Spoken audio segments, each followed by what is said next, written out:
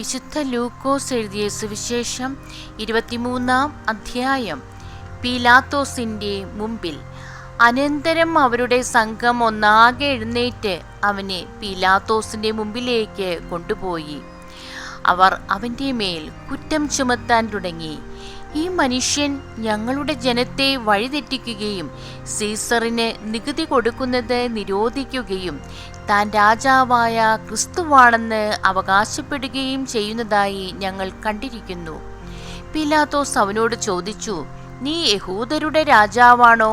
അവൻ മറുപടി പറഞ്ഞു, നീ തന്നെ പറയുന്നുവല്ലോ. പീലാത്തോസ് പുരോഹിത പ്രമുഖന്മാരോടും ജനക്കൂട്ടത്തോടും പറഞ്ഞു, ഞാൻ ഈ മനുഷ്യനിൽ ഒരു കുറ്റവും കാണുന്നില്ല. അവരാകട്ടെ നിർബന്ധപൂർവം പറഞ്ഞു, ഇവൻ ഗലീലി മുതൽ ഇവിടം വരെയും യൂദയായിലെങ്ങും പഠിപ്പിച്ചുകൊണ്ട് ജനത്തെ ഇളക്കിവിടുന്നു. ഹെറോദോസിന്റെ മുൻപിൽ. ഇത് കേട്ട് പീലാത്തോസ് ഈ മനുഷ്യൻ ഗലീലിയക്കാരനാണോ എന്ന് ചോദിച്ചു. അവൻ ഹെറോദോസിന്റെ അധികാരത്തിൽപ്പെട്ടവനാണെന്നറിഞ്ഞപ്പോൾ പീലാത്തോസ് അവനെ അവന്റെ അടുത്തേക്ക് അയച്ചു. ആ ദിവസങ്ങളിൽ ഹെറോദോസ് ജെറുസലേമിൽ ഉണ്ടായിരുന്നു. ഹെറോദോസ് യേശുവിനെ കണ്ടപ്പോൾ അത്യധികം സന്തോഷിച്ചു. എന്തെന്നാൽ അവൻ യേശുവിനെപ്പറ്റി കേട്ടിരുന്നത് കൊണ്ട് അവനെ കാണാൻ ആഗ്രഹിച്ചു. അവൻ ചെയ്യുന്ന ഏതെങ്കിലും ഒരത്ഭുതം കാണാമെന്ന് പ്രതീക്ഷിക്കുകയും ചെയ്തിരുന്നു. അതിനാൽ അവൻ പലതും അവനോട് ചോദിച്ചു. പക്ഷേ അവൻ ഒന്നിനും ഉത്തരം പറഞ്ഞില്ല. പ്രധാന പുരോഹിതന്മാരും നിയമജ്ഞരും അവന്റെ മേൽ ആവേശപൂർവ്വം കുറ്റം ചുമത്തിക്കൊണ്ട് ചുറ്റും നിന്നിരുന്നു. ഹെറോദോസ് പടയാളികളോട് ചേർന്ന് അവനോട് നിന്ദ്യമായി പെരുമാറുകയും അവനെ അധിക്ഷേപിക്കുകയും ചെയ്തു. അവൻ യേശുവിനെ പകിട്ടേറിയ വസ്ത്രം ധരിപ്പിച്ച് പീലാത്തോസിന്റെ അടുത്തേക്ക് തിരിച്ചയച്ചു. അന്നു മുതൽ ഹെറോദോസും പീലാത്തോസും പരസ്പരം സ്നേഹിതന്മാരായി. മുമ്പ് അവർ ശത്രുതയിലാണ് കഴിഞ്ഞിരുന്നത്. യേശുവിനെ വിധിക്കുന്നു. പീലാത്തോസ് പുരോഹിത പ്രമുഖന്മാരെയും നേതാക്കന്മാരെയും ജനത്തെയും ഒന്നിച്ചുകൂട്ടി അവരോട് പറഞ്ഞു, ജനത്തെ വഴി പിഴപ്പിക്കുന്നു എന്ന് പറഞ്ഞ് നിങ്ങൾ ഇവനെ എൻ്റെ മുമ്പിൽ കൊണ്ടുവന്നു. ഇതാ, നിങ്ങളുടെ മുമ്പിൽ വെച്ച് തന്നെ ഇവനെ ഞാൻ വിസ്തരിച്ചു. നിങ്ങൾ ആരോപിക്കുന്ന കുറ്റങ്ങളിൽ ഒന്നുപോലും ഇവനെ ഞാൻ കണ്ടില്ല, ഹെറോദോസും കണ്ടില്ല. അവൻ ഇവനെ എൻ്റെ അടുത്തേക്ക് തിരിച്ചയച്ചിരിക്കുകയാണല്ലോ. നോക്കൂ, മരണശിക്ഷ അർഹിക്കുന്ന ഒരു കുറ്റവും ഇവൻ ചെയ്തിട്ടില്ല. അതിനാൽ ഞാൻ ഇവനെ ചമ്മട്ടി കൊണ്ട് അടിപ്പിച്ച് വിട്ടയക്കും. അപ്പോൾ അവർ ഏകസ്വരത്തിൽ ആക്രോശിച്ചു, ഇവനെ കൊണ്ടുപോവുക, ബറാബാസിനെ ഞങ്ങൾക്ക് വിട്ടുതരിക. പട്ടണത്തിൽ നടന്ന കലാപത്തിനും കൊലപാതകത്തിനും കാരാഗൃഹത്തിൽ അടയ്ക്കപ്പെട്ടവനാണ് ബറാബാസ്. യേശുവിനെ വിട്ടയക്കണം എന്നാഗ്രഹിച്ചുകൊണ്ട് പീലാത്തോസ് ഒരിക്കൽ കൂടി അവരോട് സംസാരിച്ചു. അവരാകട്ടെ, ക്രൂശിക്കുക, അവനെ ക്രൂശിക്കുക എന്ന് വിളിച്ചു പറഞ്ഞുകൊണ്ടിരുന്നു. പീലാത്തോസ് 3-ാം പ്രാവശ്യവും അവരോട് ചോദിച്ചു, അവൻ എന്ത് തിന്മ പ്രവർത്തിച്ചു? വധശിക്ഷ അർഹിക്കുന്ന ഒരു കുറ്റവും ഞാൻ അവനിൽ കണ്ടില്ല. അതുകൊണ്ട് ഞാൻ അവനെ ചമ്മട്ടി കൊണ്ട് അടിപ്പിച്ച് വിട്ടയക്കും. അവനെ ക്രൂശിക്കണമെന്ന് അവർ നിർബന്ധപൂർവം ഉച്ചത്തിൽ വിളിച്ചു പറഞ്ഞുകൊണ്ടിരുന്നു. അവസാനം അവരുടെ നിർബന്ധം തന്നെ വിജയിച്ചു. അവർ ആവശ്യപ്പെട്ടത് അനുവദിച്ചു കൊടുക്കുവാൻ പീലാത്തോസ് തീരുമാനിച്ചു. അവർ ആവശ്യപ്പെട്ട മനുഷ്യനെ, കലാപത്തിനും കൊലപാതകത്തിനും കാരാഗൃഹത്തിൽ അടയ്ക്കപ്പെട്ടവനെ അവൻ വിട്ടയക്കുകയും യേശുവിനെ അവരുടെ ഗീതത്തിന് ഏൽപ്പിച്ചു കൊടുക്കുകയും ചെയ്തു. യേശുവിനെ കുരിശിൽ തറയ്ക്കുന്നു. അവർ അവനെ കൊണ്ടുപോകുമ്പോൾ നാട്ടിൻപുറത്തു നിന്ന് ആ വഴി വന്ന ശിമയോൻ എന്ന കിരേനക്കാരനെ പിടിച്ചു നിർത്തി കുരിശ് ചുമലിൽ വെച്ച് യേശുവിൻ്റെ പുറകെ ചുമന്നുകൊണ്ടുവരാൻ നിർബന്ധിച്ചു. ഒരു വലിയ ജനക്കൂട്ടവും കരയുകയും മുറവിളി കൂട്ടുകയും ചെയ്തിരുന്ന സ്ത്രീകളുടെ സമൂഹവും യേശുവിൻ്റെ പിന്നാലെ പോയിരുന്നു. അവരുടെ നേരെ തിരിഞ്ഞ് യേശു പറഞ്ഞു, ജെറുസലേം പുത്രിമാരെ, എന്നെ പ്രതി നിങ്ങൾ കരയേണ്ട. നിങ്ങളെയും നിങ്ങളുടെ മക്കളെയും പ്രതി കരയുവിൻ. എന്തെന്നാൽ വന്ധ്യകൾക്കും പ്രസവിക്കാത്ത ഉദരങ്ങൾക്കും പാലൂട്ടാത്ത മുലകൾക്കും ഭാഗ്യം എന്ന് പറയപ്പെടുന്ന ദിവസങ്ങൾ വരും.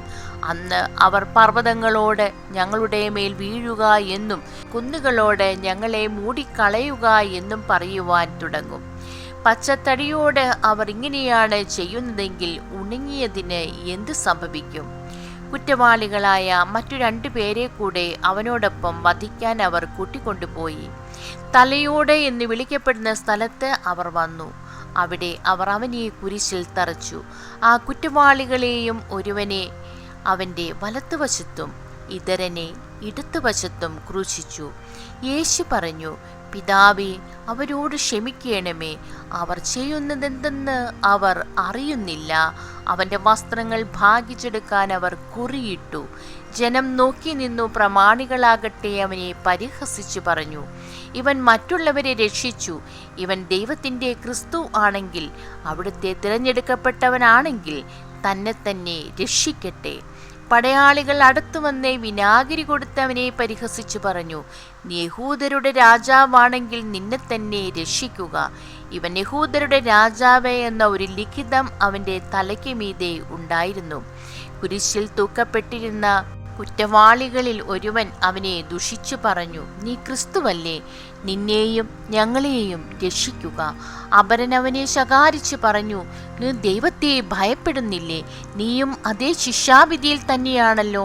നമ്മുടെ ശിക്ഷാവിധി ന്യായമാണ്. നമ്മുടെ പ്രവൃത്തികൾക്ക് തക്ക പ്രതിഫലം നമുക്ക് ലഭിച്ചിരിക്കുന്നു. ഇവൻ ഒരു തെറ്റും ചെയ്തിട്ടില്ല. അവൻ തുടർന്നും, യേശുവേ, നീ നിന്റെ രാജ്യത്ത് പ്രവേശിക്കുമ്പോൾ എന്നെയും ഓർക്കണമേ. യേശു അവനോട് അരുളി ചെയ്തു, സത്യമായി ഞാൻ നിന്നോട് പറയുന്നു, നീ ഇന്ന് എന്നോടുകൂടെ പറുദീസായിൽ ആയിരിക്കും. യേശുവിൻ്റെ മരണം. അപ്പോൾ ഏകദേശം 6-ാം മണിക്കൂറായിരുന്നു. 9-ാം മണിക്കൂർ വരെ ഭൂമി മുഴുവൻ അന്ധകാരം വ്യാപിച്ചു. സൂര്യൻ ഇരുണ്ടു. ദേവാലയത്തിലെ തിരശ്ശീല നടുവേ കീറി. യേശു ഉച്ചത്തിൽ നിലവിളിച്ച് പറഞ്ഞു, പിതാവേ, അങ്ങയുടെ കരങ്ങളിൽ എൻ്റെ ആത്മാവിനെ ഞാൻ സമർപ്പിക്കുന്നു. ഇത് പറഞ്ഞ് അവൻ ജീവൻ വെടിഞ്ഞു. ഈ സംഭവമെല്ലാം കണ്ടു നിന്നിരുന്ന ശതാധിപൻ ദൈവത്തെ സ്തുതിച്ചു പറഞ്ഞു, ഈ മനുഷ്യൻ തീർച്ചയായും നീതിമാനായിരുന്നു. കാഴ്ച കാണാൻ കൂട്ടിയിരുന്ന ജനക്കൂട്ടം ഇതെല്ലാം കണ്ട് മാറത്തടിച്ചുകൊണ്ട് തിരിച്ചുപോയി. അവൻ്റെ പരിചയക്കാരും ഗലീലയിൽ നിന്ന് അവനെ അനുഗമിച്ചിരുന്ന സ്ത്രീകളും അകലെ ഇതെല്ലാം കണ്ടുകൊണ്ട് നിന്നിരുന്നു. യേശുവിനെ സംസ്കരിക്കുന്നു. യഹൂദരുടെ ഒരു പട്ടണമായ അരിമത്യായിൽ നിന്നുള്ള ജോസഫ് എന്നൊരുവൻ അവിടെ ഉണ്ടായിരുന്നു. ആലോചനാ സംഘത്തിലെ അംഗമായ അവൻ നല്ലവനും നീതിമാനുമായിരുന്നു. അവൻ അവരുടെ ആലോചനകളിലോ പ്രവൃത്തികളിലോ പങ്കുചേർന്നിരുന്നില്ല. ദൈവരാജ്യം പ്രതീക്ഷിച്ചിരിക്കുകയായിരുന്നു. അവൻ പിലാത്തോസിന്റെ അടുത്തെത്തി യേശുവിൻ്റെ ശരീരം ചോദിച്ചു. അവൻ അത് താഴെ ഇറക്കി ഒരു തുണിയിൽ പൊതിഞ്ഞ് പാറയിൽ വെട്ടിയുണ്ടാക്കിയതും ആരെയും അന്നുവരെ സംസ്കരിച്ചിട്ടില്ലാത്തതുമായ ഒരു കല്ലറയിൽ വെച്ചു. അന്ന് ഒരുക്കത്തിൻ്റെ ദിവസമായിരുന്നു. സാബത്തിന്റെ ആരംഭവുമായിരുന്നു. ഗലീലയിൽ നിന്ന് യേശുവിനോടൊപ്പം വന്നിരുന്ന സ്ത്രീകൾ അവനോടൊപ്പം പോയി കല്ലറ കണ്ടു. അവൻ്റെ ശരീരം എങ്ങനെ സംസ്കരിച്ചു എന്നും കണ്ടു.